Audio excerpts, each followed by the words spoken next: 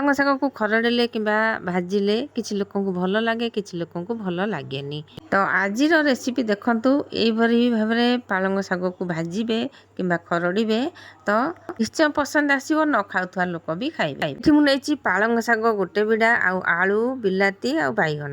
ପୁରାପୁରି ସିମ୍ପଲ ଭାବରେ କରିବା। ଦେଖନ୍ତୁ ଶାଗକୁ ଭଲ ଭାବରେ ଧୋଇକି ଆଣିକି ଏମିତି କାଟି ନେଇଛି। ଅତି ଗୁଣ୍ଡ ଗୁଣ୍ଡ କରିବାନି ବିଲକୁଲ ବି ଶାଗକୁ। ଆଉ ରସୁଣ ଲଙ୍କା ତା ସହିତ ନେଇଛି। ପ୍ରଥମେ ତେଲ ପକେଇକି କଡ଼େଇରେ ଫୁଟଣ ପକେଇଲି, ଲଙ୍କା ପକେଇଲି। ଶାଗକୁ ଦେଖିକି ତେଲ ନେବେ, ବିଲକୁଲ ବି ବେଶୀ ତେଲ ନେବେନି କି କମ୍ ତେଲ ନେବେନି। ମୁଁ ଏଇଠି 3 ଚାମଚ ପାଖାପାଖି ନେଇଛି। ତାପରେ ପିଆଜ କଟା, ଗୋଟେ ପିଆଜକୁ କାଟି ନେଇଥିଲି ତାକୁ ପକେଇଲି। ଯେଉଁ ପ୍ରୋସେସରେ ମୁଁ ବନାଉଛି ଏଇ ପ୍ରୋସେସରେ ବନାନ୍ତୁ ଥରେ ପାଳଙ୍ଗ ଶାଗ, ଏତେ ବଢ଼ିଆ ଲାଗିବ। ଆପଣମାନେ ବି କମେଣ୍ଟରେ ଜଣେଇବେ ବନେଇ ସାରି ଖାଇସାରିଲା ପରେ। ତାପରେ ଏଇଠି ଦେଖନ୍ତୁ ସେଇ ଯେଉଁ ଆଳୁକୁ, ବାଇଗଣକୁ ଏମିତି ଛୋଟ ଛୋଟ କରିକି କାଟି ନେଇଛି। ଆଉ ଶାଗ ଯେଉଁ କାଟିଥିଲି ତା ଡାଙ୍ଗ ଗୁଡ଼ାକ ଏମିତି କାଟିକି ଆ ଦେହରେ ପକେଇ ଦେଇଛି, କାରଣ ଡାଙ୍ଗଟା ସିଝେନି ଶୀଘ୍ର। ତାପରେ ବିଲାତି ଗୋଟେ ଛୋଟ ଖଣ୍ଡେ ନେଇଥିଲି। ପାଳଙ୍ଗ ଶାଗରେ ବିଲାତି ବହୁତ ବଢ଼ିଆ ଲାଗେ, ଛୋଟ କି ବଡ଼ ଯେତିକି ସାଇଜରେ ଦେଖିବେ ଆପଣ, ଯେତିକି ଆଳୁ ବାଇଗଣ ନେଇଥିବେ ସେଇ ହିସାବରେ ପକେଇବେ ବିଲାତି।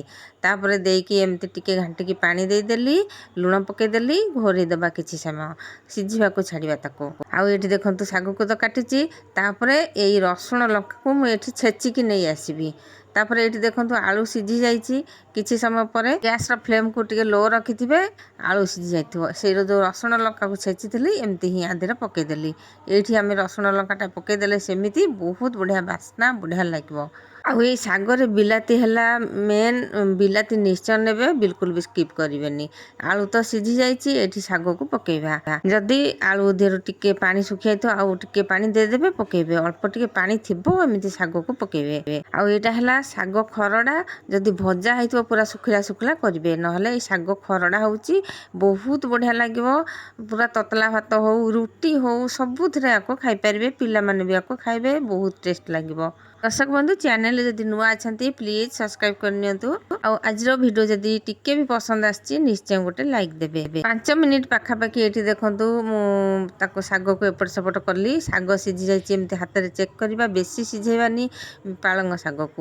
ଯେଉଁ ଦୋକାନରୁ ଆମେ ଯେଉଁ ଜାଇ ଆଣୁଛେ, ମୁଗ ଜାଇ, ତାକୁ ଟିକେ ମୁଁ ଭାଜିକିରି ଗୁଣ୍ଡ କରିକି ରଖିଥିଲି। ସେଇଥିରୁ ଗୋଟେ ମୁଠା ପାଖାପାଖି ଏଇଠି ମୁଁ ପକେଇଦେଲି।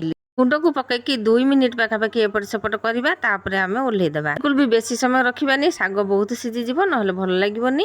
ଏବେ ଶାଗ ଖରଡ଼ା ଆମର ରେଡ଼ି। ବହୁତ ବଢ଼ିଆ ଲାଗୁଥିଲା। ନିଶ୍ଚୟ ଏମିତି ହିଁ ବନାନ୍ତୁ, ତାପରେ କମେଣ୍ଟରେ ଜଣେଇବେ। ସେଥିପାଇଁ ରହୁଛି, ପୁଣି ଆଗକୁ ଆସିବି ଏମିତି ନୂଆ ରେସିପି ନେଇ। ଜୟ ଜଗନ୍ନାଥ।